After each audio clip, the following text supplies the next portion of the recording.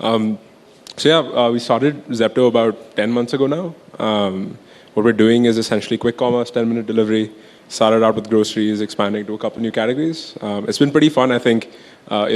When COVID really hit, both Adit, my co-founder, and I we were marveling at this problem of grocery delivery because we had spent some time abroad and we saw that, okay, this is a fairly solved problem, but then why did all hell break loose in, March and April of 2020?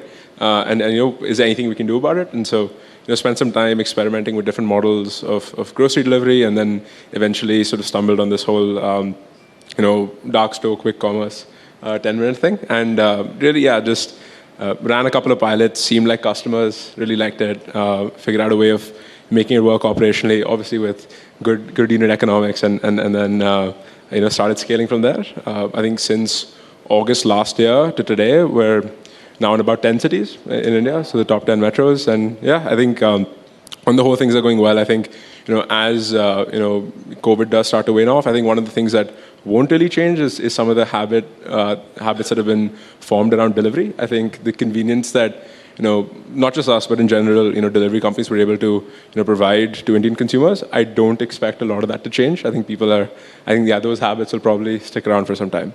But that's a little bit about Zepto.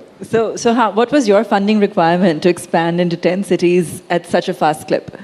Sorry, can you repeat that? What was that? What was the kind of funding you needed in order to grow so fast and expand so quickly? I think so. Initially, we didn't raise a lot of capital, and I think that in hindsight, that was a great thing. At the time, we were like, oh man, all of our competitors have so much money, right? But initially, we didn't raise a lot of capital. We just had this one micro market in Bombay that we started with, and really spent quite some time there perfecting the model and really tried to nail, both the customer experience and operationally the economics as well.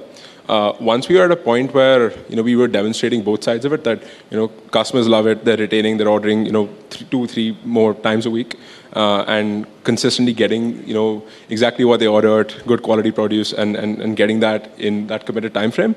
Then we said, okay, let's try to scale this up and continue to scale it up while maintaining the same level of operational rigor. And once we were able to show that in a couple of markets is when we started to say, okay, this works, right? Now let's it was pretty easily demonstratable, and so we spoke to a couple of funds, and then I think around last year, September, October is when we started really fundraising, and since then I've raised a couple of rounds. And things are going pretty well.